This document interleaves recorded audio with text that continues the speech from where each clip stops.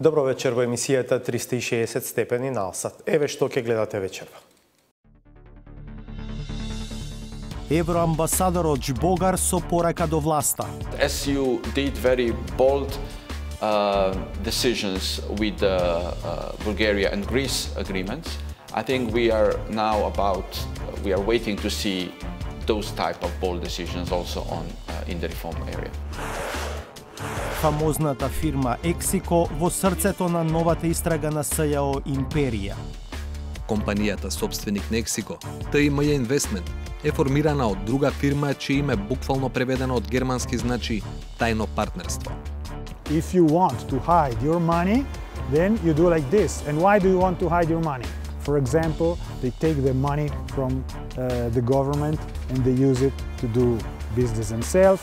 They want to money laundering, they want to avoid paying taxes, and so on. Имали Скопје црни урбанистички точки како атинската населба Мати, каде во пожар загинаа 91 лице. Ова е улицата Славка Недик во Скопско Девармало. Речиси сите влезови на зградите се блокирани од автомобили, а терасите од становите се на самата улица. Ништо подобра ситуација немаме и во тие понови населби како што е населбата Аеродром или населбата Ново Лисиче, каде што ситуацијата е во одредени случаи алармантна. Ова е само најава. Се враќаме по кратка пауза.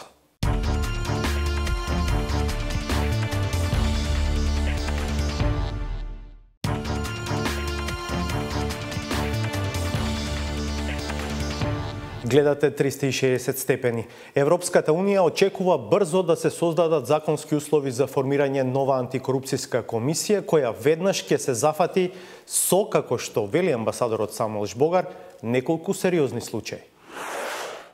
Државата нема антикорупцијска комисија повеќе месеци. Може ли воопшто да зборуваме за ефикасна борба против корупцијата без постоење на такво тело? Yes, this is important reform that indeed is pending. I understand the government wants to reform the law to make the Commission more independent, more expert. The law has been prepared, is being prepared.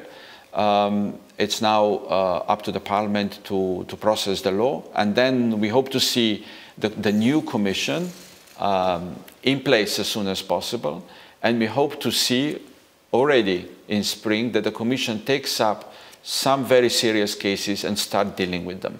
I think if they're determined, then we will see that determination. We want to see determination with the new Commission, all that before we can prepare a report for Member States. Ова кога зборувате на сериозни случаи, мислите на случаи кои што се појавија за време на владењето на актуелната власт, така? We don't make a difference if it's this government or previous government.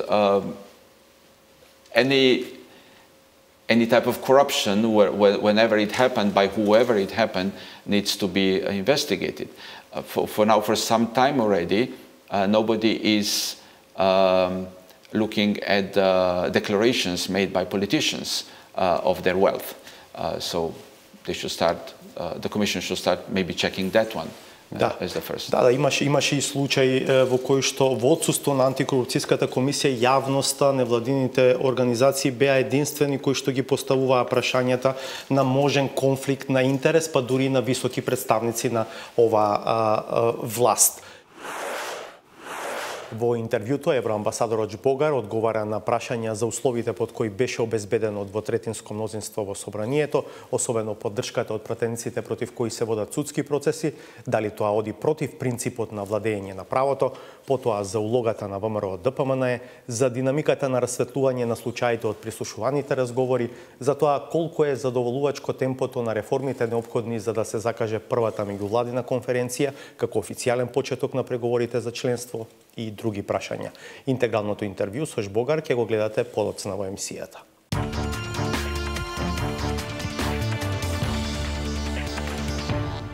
Од петокот внимание предизвикува и новата истрага на специјалното јавно обвинителство под кодното име Империја, во која 13 лица се осомничени за повеќе кривични дела, меѓу кои злосторничко здружување, оштетување или повластување доверители, злоупотреба на службената положба и овластувања, измама и перење пари за периодот од 2002 до 2013 година. Меѓу осомничените се бизнисменот Јордан Камчев, неговата мајка и сестра, екс-директорот на УБК Сашо Мијалков, директорот на фамозната фирма Ексико Тодор Мирчевски, бизнисменот Цветан Панделевски.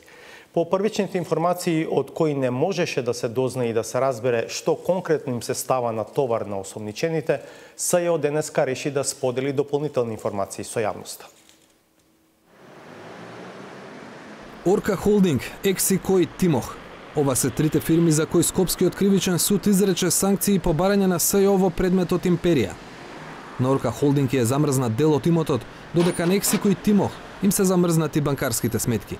Од СЈО соопштуваат дека имаат докази од тие сторена штета на буџетот на државата од најмалку 6,3 милиони евра, како и дека се испрани околу 11 милиони евра. Како се переле парите и како е направена штетата на буџетот, од СЈО засега одлучија да не објаснат за јавноста. Орка Холдинг АД е компанија во сопственост на семејството Камчеви. Според последните расположиви податоци на Централниот регистар, компанијата и самата се јавува како сопственик во најмалку 12 други правни лица. Меѓу нив болницата Систина, Бет Сити, хотели, градежни, туристички и други фирми. Орка Холдинг меѓу другите има удели и во најголемиот земјоделски комбинат во Македонија, Зик Пелагонија. Дали меѓу замрзнатиот имот се и уделите во овие компании, во моментов не е познато. Фирмата Тимох, чии банкарски сметки се под судска блокада, е сопственост на Дејан и Снежана Панделевски. Дејан Панделевски е син на Цветан Панделевски, кој пак е газда на компанијата Пелистерка и е во притвор за Империја со Орце Камчев и 3 други лица. Меѓу нив е и директорот на Ексико Тодор Мирчевски. Тој е единственото овластено лице на компанијата на која по барање на СЈО и се замрзнати банкарските сметки. Вистинскиот газда на Ексико до овој момент не е познат, бидејќи сопствеништвото завршува во фирми во Швајцарија. Ексико во Македонија е газда во Бетком, но има и имоти на Водно, меѓу кои куќа, за која од СЈО велеа дека е дом на екс-директорот на УБК Сашо Мијалков. Доскоро, оваа фирма се јавуваше во други компании како партнер со некои од фирмите на Камчев. Ексико ќе остане запаметена како најуспешна офшор фирма во Македонија. Анализата на 360 степени на годишните сметки на Ексико од 2007 до 2013 година, период кој е опфатен од истрагата на СЈО, покажува дека компанијата работела со профит од неверојатни 76%. Во тој временски период, Ексико има вкупни приходи од 16,3 милиони евра, а добивката е 12,5 милиони евра. СЈО и во денешното соопштение најавува проширување на истрагата Империја.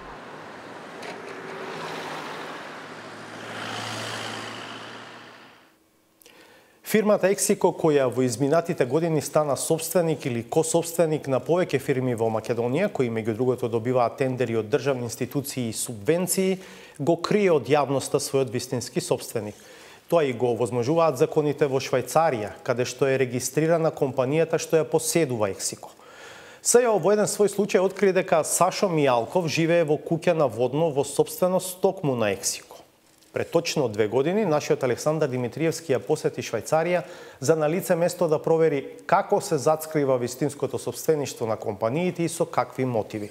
Тој прилог го реемитуваме вечерва, бидејќи е релевантен за истрагата Империја, што во петокот ја отвори СЈО.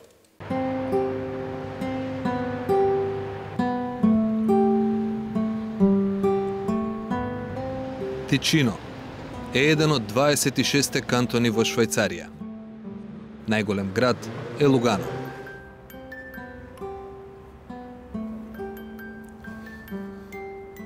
Ова сепак не е туристичка репортажа. Причината е што покрај многуте работи кои што ги има Лугано, на негова територија има регистрирано и илјадници фирми, а една од нив е собственик на македонската Ексико, која пак поседува акции во неколку големи македонски компании, но и атрактивно земјиште на планината Водно. Името на фирмата собственик од Швајцарија е ТИМЈ Инвестмент. Ја побаравме во Лугано, бидејќи не се знае кој е газда, а добива пари од буџетот. Преку Бетон Штип од Скопје 2014, а преку Зик Пелагонија прима и субвенции. Фирмата одамна е и дел од предистражна постапка што ја води специјалното јавно обвинителство. Во потрагата ни помагаше швајцарскиот новинар Федерико Франчини. Федерико? Nice to meet you. Очекувавме ТИМ Инвестмент да има големи канцеларии, бидејќи фирмата има акции во други македонски компании, поседува недвижнини на водно, меѓу кои на водното живеалиште на екс-директорот на УБК Сашо Мијалков.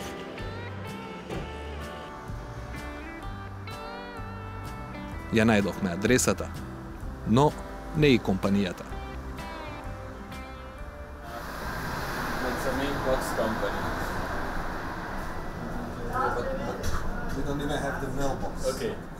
Но во зградата има многу други компании, нотарски и адвокатски канцеларии, локална стопанска комора.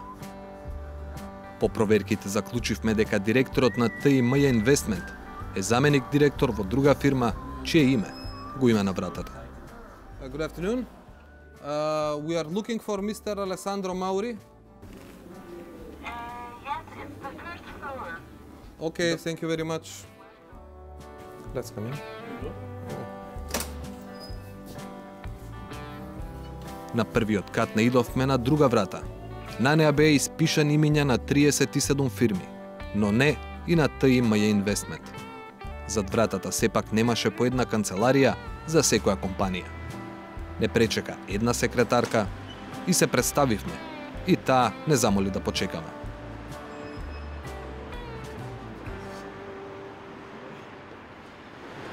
Иако ни кажаа дека господинот Маури е во неговата канцеларија, кога побаравме средба, сепак ни рекоа дека не бил во неговата канцеларија.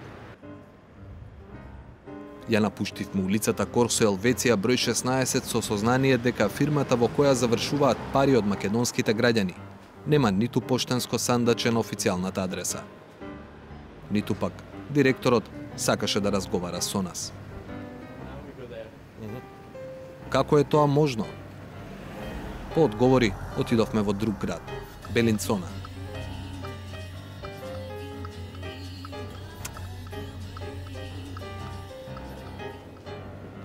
Таму живее и работи новинарот и публицист Матео Кеда.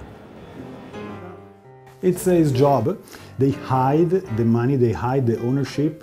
The real owner of the company is known only by this trustee. And if he tells you the name of this owner, he gets in trouble with the law. Why does this happen? Because in Switzerland you can make a company, you can found a company and then sell it to somebody else and you don't have to say who the owner is. Низ пример, Кеда ни објасни како политичари од Италија го злоупотребуваат системот и ни предложи да одиме по документи во Централниот регистар. For example, if an Italian politician wants to give himself some contract, some public money, he comes to Switzerland, he makes a company, and nobody knows that he is giving himself money from the Italian government, from the Italian taxpayer, for building something, for some deals, some public service, to a higher price. So the people in Italy, in this case, they pay too much for the service, and this politician gets rich because of this company, which is based in Lugano, and nobody knows that he is the owner of the company. Во канцеларијата на Централниот регистар дојдовме до сознание дека имаме работа со цела пирамида фирми. Компанијата собственик Нексико, ТИМ Инвестмент, е формирана од друга фирма чие име буквално преведено од германски значи тајно партнерство. Во описот на активностите пишува дека предмет на работа им е да создаваат мрежи на компании кои ќе гарантираат анонимност. Но и таа компанија е формирана од трета компанија, Парфин, која постои од 1971 година. Расплетот на мрежата до крај е невозможен, бидејќи документите покажуваат само кој ја основал компанијата, но не и кој вистински ја поседува. If you want to hide your money, then you do like this. And why do you want to hide your money? 1% perhaps only for privacy, and the other 99% because they do something illegal. For example, corruption. For example, they take the money from the government and they use it to do business themselves. They want to money laundering. They want to avoid paying taxes and so on. Документите кои ги обезбедивме од Централниот регистар ни открија имиња. За нас првично непознати. Но, по дополнително пребарување, дојдовме до нови информации. Фирмата газда на Ексико се води во категорија компании со најмногу тројца вработени. Нејзините основачи во Швајцарија се појавуваат како директори во десетици активни изгаснати фирми. Од нив се издвојува името Емилио Бинда, 67 годишник, кој во моментов е директор во најмалку 22 компании, а е овластен подписник во вкупно 25. Бинда има врски и со Македонија.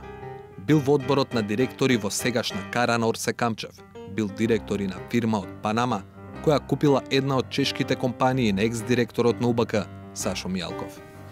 На Бинда се сеќаваат новинари и истражувачи од регионот. Неговото име било актуелно во 90-тите, во италијанскиот корупцијски скандал Енимонт, во кој бизнисмен подкупувал политичари за остварување своји интереси.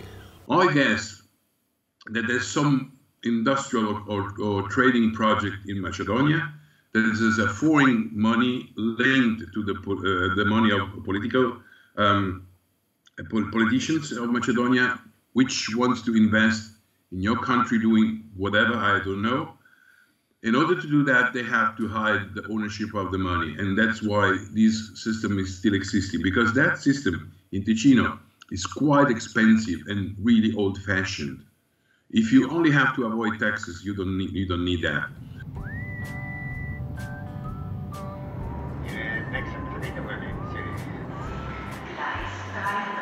Но, во Швајцарија, се посилен е притисокот да се укине системот кој ги крие вистинските сопственици на фирмите. Во една таква иницијатива учествува невладината Око на јавноста, организација која се бори против сите случаи на неправда во кои има удел Швајцарија.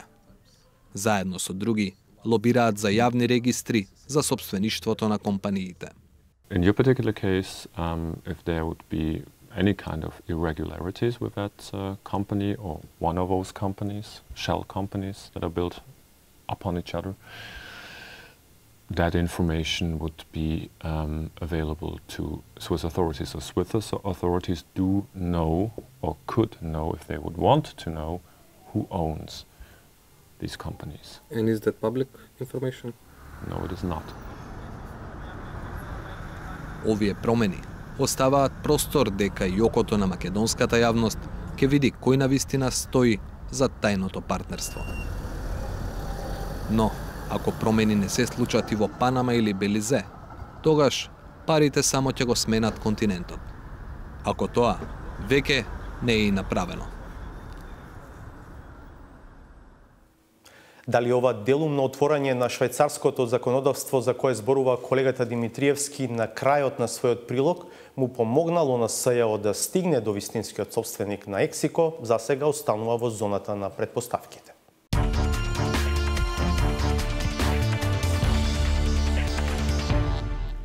Безредната градба во многу општини ја наметнува дилемата дали и колку се почитуваат минималните безбедносни стандарди при урбанистичкото планирање. Зашто во некои улички, во Чаир, па и во центарот на Скопје, тешко се пробиваат автомобили, а не, например, во случај на потреба против пожарно возило. Славица Филиповска истражуваше новаа тема во светлината на неодамнешниот страотен пожар во атинската населба Мати, во кој животот го загубија повеќе од 90 луѓе.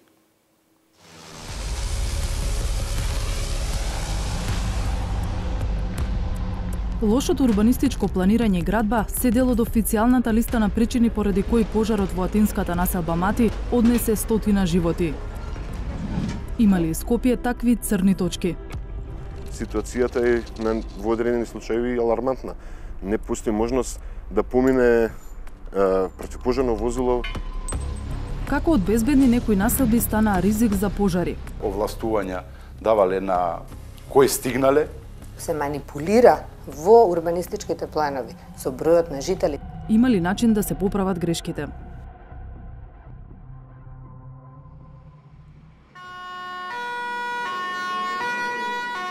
Пожарникарите од Скопската бригада тргнаа во акција. Во просек имаат по 4 интервенции дневно. Неретко на социјалните мрежи се споделуваат информации дека пожарникарите не успеваат да се пробијат до местото на пожарот поради сообраќаен метеж или погрешно паркирање. Градежен гори, а пожарна не може да влезе. Гори кровот на Градежен и на Архитектонски факултет. Полиција и пајаци расчистуваат пат за пожарна. Градежен гори, а кола не се мрда на раскрсницана да поминат пожарните. Строгиот центар, односно Дебар Мало, но ништо подобра ситуација немаме и во тие понови населби како што е населбата Аеродром или населбата Ново Лисиче, каде што ситуацијата е во одредени случаи алармантна. Проверивме на терен. Ова е улицата Славка Недик во Скопско Дебар Мало. Речиси сите влезови на зградите се блокирани од автомобили, а терасите од становите се на самата улица. Истата слика е низ цело Дебар Мало. Жителите се свесни за опасноста, но велат дека се немокни. Противпожарно возило може ли да помине? Не може. Толку е пренатрупано. Не може.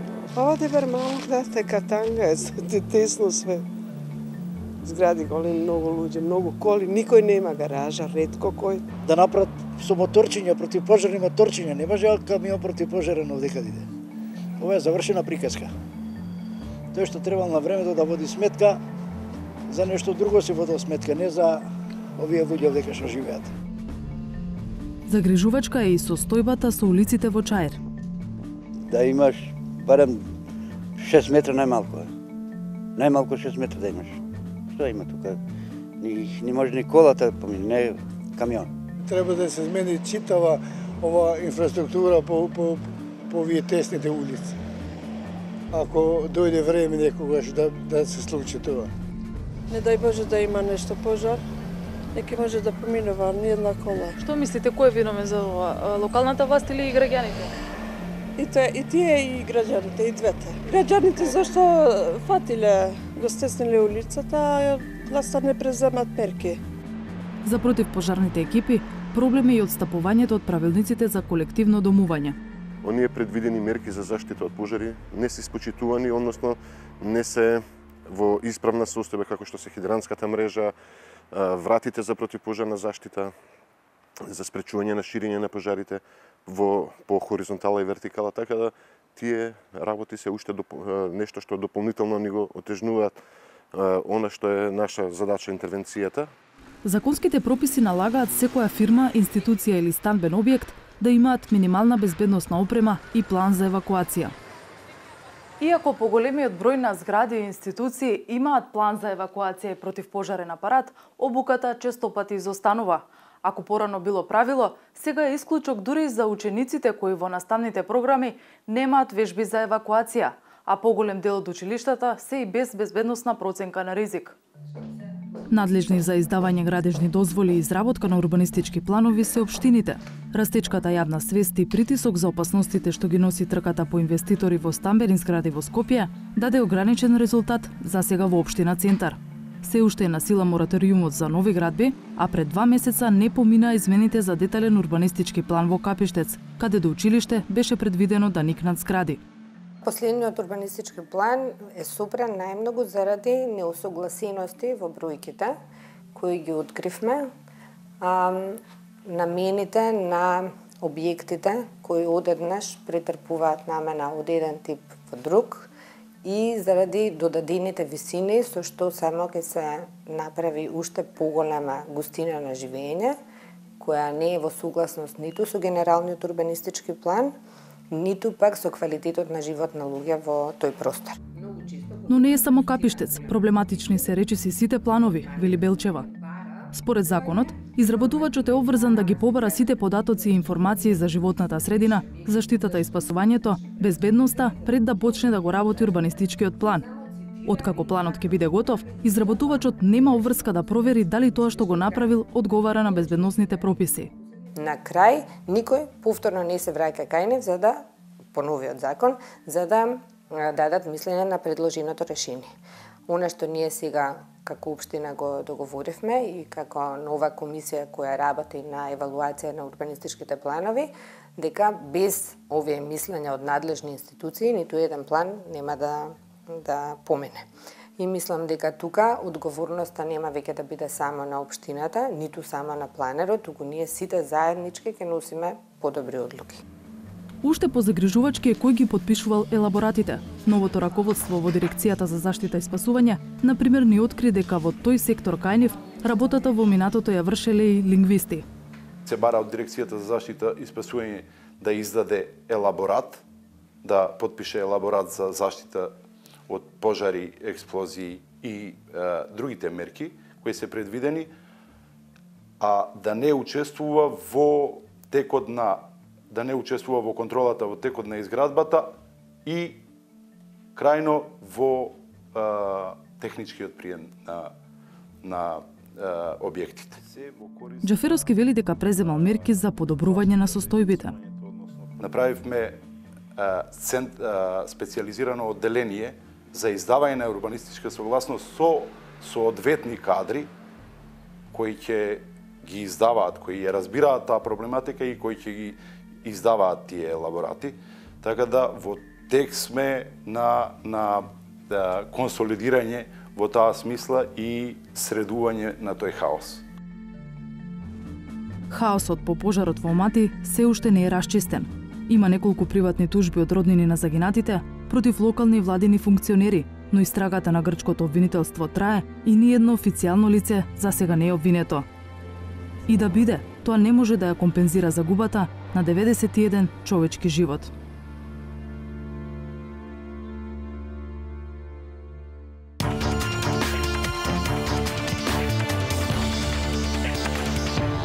Има ли перспектива и каква македонската европска приказна? Дали ако се комплетира ратификацијата на договорот од Преспа и на уставните измени, земјава на вистина може да се надева на официјално започнување на преговорите за членство со Европската Унија во втората половина од 2019-та. Амбасадорите на Франција и на Холандија, Тимонје и Плом, пред една недела порачаа дека освен прифаќање на договорот од Преспа, ќе треба да има видлив напредок и во реформите. Ова се фокусните точки за интервјуто со шефот на делегацијата на Европската Унија во Скопје, амбасадорот Самуел Жбогар. Добро вечер и добре дојдовте. Добро вечер, благодарам. Амбасадоре, во парламентот беше обезбедено двотретинско мнозинство за отворање на процесот на уставни промени, но остана една сенка на тој процес, бидејќи од 8 на опозицијски пратеници што гласаа за покрај 72 други, најмалку 4 имаат активни обвиненија и против нив се водат судски процеси. Па сега, ова прашање погледнато прво низ призмата на важноста на договорот од Преспа од една страна, но од друга страна низ призмата на важноста и на принципот на владење на правото, принцип на кој што инсистира Европската Унија, предпоставувам создава една помалку непријатна ситуација и за вас како представник на Европската Унија во Македонија? Well, first I have to say that what we have been repeating so far, that implementation of the Prespa agreement is a step forward toward European future of the country. It's not the only one. Reforms are the second step, but important step forward. And what we are seeing now in the Parliament is democracy in action.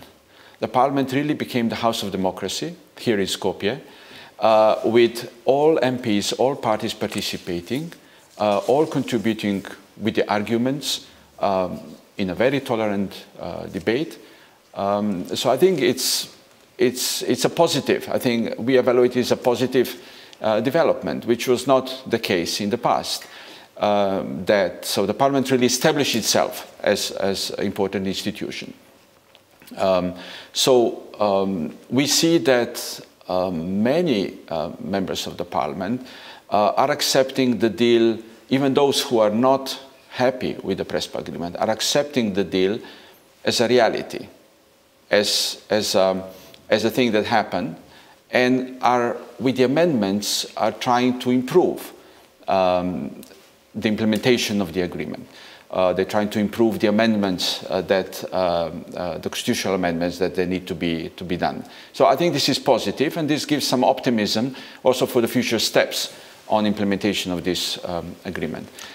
Како вие го разбирате повикот на премиерот Зоран Заев за помирување и повторно поврзан со гласот на овие сумми на опозицијски пратеници кои што решија да ги поддржат уставните измени? Yes, you ask about the 8 members of the parliament. Of course, we don't want to speculate the reasons why somebody voted in favor of the changes or not. Actually, I believe that all 120 members of the parliament were probably in similar situation. Everybody was struggling internally what decision to make. Which was not an easy decision. It's obvious. It was obvious to everybody. It's not an easy decision to make. To change the constitution of the country, and everybody was struggling internally. And I think they were struggling between changing the constitution as a compromise reached with Greece, which will open the road to the EU and NATO, or to stay where you are and remain isolated without a future for youth. And I'm happy that many MPs, including those 8, decided to vote for the future, while many others didn't feel that way. But I don't think it's fair to speak only about those 8 MPs. I think many MPs were under pressure that day. I think that many MPs were under pressure from the leadership and from the different groups in public how to vote. Do you think that all those who stand during the voting did it out of the free will? So, you know, everybody was under pressure, internal or external, and it was not an easy decision to make, but I'm happy that at the end we got to third majority, or you got to third majority in the parliament. Now, on reconciliation, I think it's a very important initiative. I think it's a great initiative. I remember when I came to this country 2 years ago, the President Ivanov was speaking about national reconciliation, building national consensus on strategic issues. And I think this is precisely what this reconciliation committee needs to do. It needs to bring everybody on board to discuss how to overcome the huge polarization that exists in this country, in politics, but also in public. To discuss about the reforms, how to move faster the reforms, to discuss how to build national consensus on strategic issues, how to implement the agreements with Bulgaria and Greece, you know, to bring people together in a supra-party body, let's say, body that is above the party politics and really focus only on national Дали за вас би бил прифатлив тој процес на помирување ако тој вклучува и некаков вид на амнестија? Ке потсетам дека во заклучоците од Јунскиот совет за општи работи на Европската унија се користи глаголот мора во контекст на настаните од 27 април во смисла на тоа дека од земјата се очекува, односно од неа се бара дека мора да се воспостави правна одговорност за тоа што се случи во парламентот на 27 април. Во таа смисла, дали за вас би било прифатливо некакво ниво на амнестија кое што би било поврзано со овој процес на помирување за кој што зборувате? We don't answer speculative questions. What if? I think we stay with what is written in the reports, that we ask for accountability, especially those who organized and did some violent acts during the 27th of April. So I think this still stands. But we will follow the debates in the Reconciliation Committee, and we'll see what the society, what the country will come forward. But the prosecution and the judicial process should continue. Ова е случајна разлика која што ја правите меѓу организаторите и оние кои што го сторија насилството во парламентот и другите вклучени во 27 април? I think that the laws make difference between different type of crimes per se. Without us making a difference. But of course, that those who participated and those who organized and did the violent acts. But don't prejudge too much into what I just said. I think it's not up to us, it's up to the parliament, members of the parliament, to find a solution that will not damage the rule of law in the country. ВМРО ДПМН е остана на ставот да не учествува во овој процес, да биде против овој процес и покрај сите повици кои што стигнаа до партијата од многу страни, и од внатре и од надвор од земјата. Имате контакти со Христијан Мицкоски?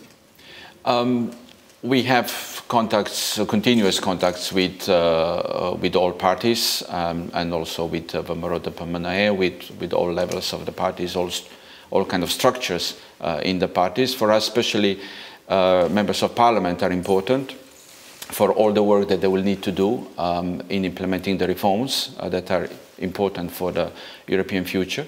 And also the role that they play now, they will play in implementing constitutional changes, but also implementing the agreement afterwards. Деновиве се актуелни неколку случаи поврзани со прислушуваните разговори, случаи на специјалното јавно обвинителство. Еден од нив е правосилната пресуда за поранешниот премиер Никола Груевски во случајот Тенк. Вторе е истрагата под кодно име Империја, нов случај кој што го отвори специјалното јавно обвинителство, се чини најголем досега поврзан со економски и финансиски криминал. Меѓу другото, во јунските заклучоци од Советот на ЕУ, исто така се потсетува на потребата да се воспостави правна одговорност и за прислушуваните разговори. Од ваша перспектива, колку задоволувачки се одвива овој процес? Оти, например, еден од главните предмети, тој што треба да се занимава со прашањето за тоа кој, како, кога, каде прислушувал, некако тапка во место.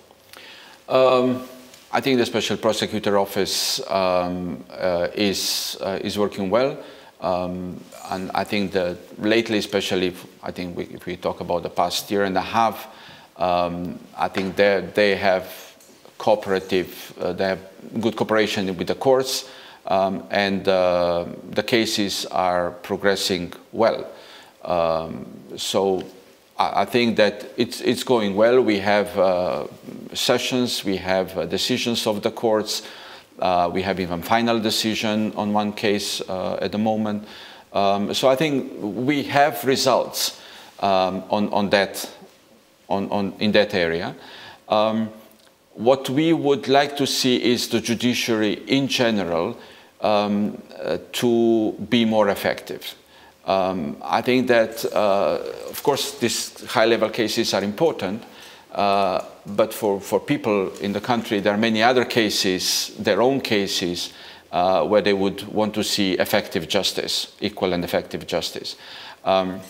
This is not something that can be done by the laws. This is not something that the government or the parliament should impose or instruct the judiciary. It should come from judiciary itself. They should rebuild the trust among people. And I think that the institutions of judiciary, prosecutorial council, judicial council, leaderships of the courts, I think have very responsible role at the moment to try to show the difference, to try to show the change of behavior that I think everybody's eager to see here in the country, but also we would like to see so that we can say that the things have changed or are changing to better.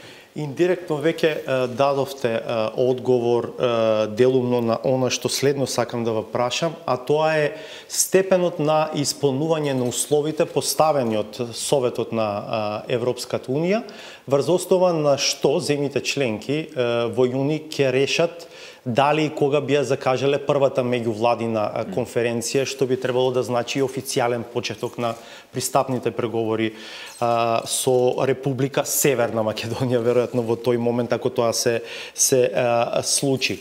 Од ова дистанца, што би рекле, дали има некакво поместување во однос на овие три области? За судството веќе зборувавте. Yes, there are changes. Especially on the intelligence service, we have OTA in place, functioning, which is, I think, a big step. There are moves to make a decision on the reform of UBK itself. So I think that those reforms are on track and they're looking well. The oversight committees in the parliament also started preparing for their work. They're eager to observe and monitor or oversight the OTA and the new UBK. So that part, I think, is under control. I'll come back to judiciary, where we really would need to see more, because member states last June said deepening of reforms. So in judiciary, we would want to see more. There were certain laws that were adopted. There are a few more laws that are upcoming. But this is, I think, it's room for improvement, let's say that way, especially from within the judiciary itself. On public administration, I think lately we are seeing things under control. What we always advised and cautioned is not to make changes if not necessary, of personnel if not necessary, not to make political appointments, but rather to make merit-based and qualified people in positions. Media legislation is one of the things that, of course, we are watching. It was stalled in the parliament or filibustered or whatever you want in the parliament for several years, months, and I think that very soon this will need to move on so that we come to a new media legislation as well. But all in all, we are seeing progress moved. But as you did very bold decisions with the Bulgaria and Greece agreements, I think we are now we are waiting to see those type of bold decisions also in the reform area. Да, тоа е чувството дека практично многу внимание и енергија се посвети на тие две теми, а дека реформите на некој начин како да заостануваат, иако вие споменувате известно движење и таму. Знаете дека многумина во Македонија, како да кажем, имаат резерва кон овој процес на европска интеграција на земјава, велејќи дека џабе се прават и уставни промени, џабе реформи, бидејќи ЕУ е соочена со своји внатрешни прашања и колку не сака за членки на Европската Унија. Па во таа смисла подготвена ли е Европската Унија навистина да покаже дека ги сака овие земји од регионот? Well, I would recall that Commissioner Hahn just, I think, a few days ago, in an interview, said that 2025 as the year for EU accepting new members is still a realistic date. So we stay with the strategy and the goals of the strategy. But in the strategy, we also said that this will not happen doing business as usual, that we need to see more eagerness for reforms in the region if we are to see 2025 happening. So as I said here, we saw boldness with Bulgaria and Greece. We saw a lot of reforms done so far. I mean, we shouldn't forget to mention that there were several reforms done. There's much more transparency from the government. There's different attitude toward the media. There are several legislation that was put forward. There is an action plan now for the next steps, Plan 18, for the next steps on different areas. So there are things that happen. But since ministers said that they expect deepening of reforms, so I think the next few months we should really focus on demonstrating that there is a change of behavior in the country from what it was before. And as Mogherini, High Representative, always said, if you deliver, we will deliver. Of course, European Union is going through its own discussions, especially now before the elections that will be in May. But I don't think that people should focus on that. People should focus on what should be done here so that you'll be eligible, that you'll be ready for a European Union when we come out of these processes. But I think that's the only way for the country. There's no alternative, there's no other way. And, you know, if you're not ready, then you wouldn't know how the EU would react. So you have to be ready, and then I think that you can expect that the EU will deliver as well. Благодарам што бевте дел од 360 степени. Благодарам на вас. По интервјуто со амбасадорот Богар ќе одиме на уште една пауза по која е саботажата. Бидете налсад.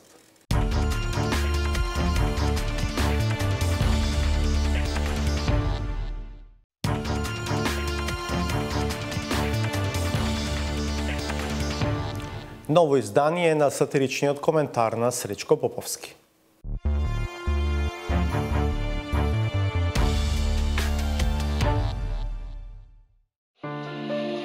Дали сме онлайн? Ми јавивте дека некој од вас ми јавија дека не сум онлайн? Никој не може ниту да се надева дека ќе биде на линија ако квазипатриотската дружба и незиното срамно поведение имаат единствена цел да предизвикаате реакција со која некој наивно ќе се охрабри и ќе ја прегази. Со предавник кафе не се пијат, со предавник се разговарат преку нишан.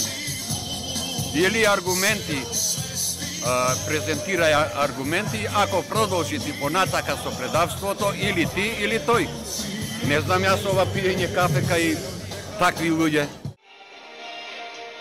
Да проверам само дали ме гледате. Сигурно не се доволно во фокусот оти кога би биле. Веројатно и нивните верни следбеници би чуле и виделе дека московскиот аџија кој толку силно им се противи на бриселските аспирации на македонците, сета своја благосостојба не ја крепи од православните браќа, туку од клетите европејци. Како си купил ти 4 стана во рок од 2 години во иста зграда? Моите родители 40 години коските ги оставија во Холандија. Ја не 14 имам. Ве молам, пратете коментар ако гледате.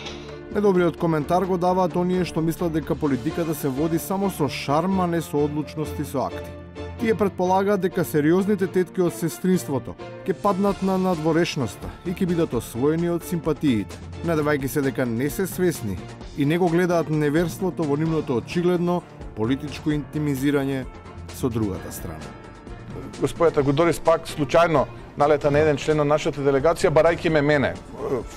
Практично ние физички не се бевме сретнале, кога се видовме, кога поразговаравме, ние бевме тројца седевме тука, вклучително и таа прекрасна дама, но суштината е таа да ја и она прегрнати влеговме потоа во конгресната сала. Не знам дали сум уклучен. Ме гледате? Сите се вклучени, гледаат и будно го следат расплетот, освен оние што не веруваа, па сега се наоѓаат во навистина тешка состојба да го дадат тоа што го ветуваа. Искрено, не очекувајќи дека ќе дојдат до такво дередже, да мора да го испорачаат тоа што јавно, цврсто, со својот официрски збор, го гарантираа. Повикувам еден истражен судија, да се најде само еден истражен судија или јавен обвинител и веднаш да дадат налог за апсење на Никола Груевски и другите криминалци. Оповде, пред сите вас, и ветувам €1.000.000 награда доколку го притворат Никола Груевски. Дали се гледаме? Само да видам. Втор обид. И на крајот, станува збор за трет обид, оти откако Стефчо тврдеше дека Карпош се загадува од Косово, а Скарата е виновна за труењето на кочанци, се придружи и градоначалникот на Ѓорче, кој добро знае од каде дува ветот. Морам да потенцирам дека загадувањето ни доаѓа од општина Сарај, особено покрај реката Вардар, покрај спортскиот рекреативен центар. Како што гледате, мистериозно моите видеообраќања се прекинуваат. Никој никого не прекинува, особено ако тој што зборува има што да каже. Во овој случај, таа судбина ја има и оваа Завршуваме за вечерва. Повторно ќе се видиме в петок од 22 часот. Ви останете налсад да ги видите и вестите на македонски.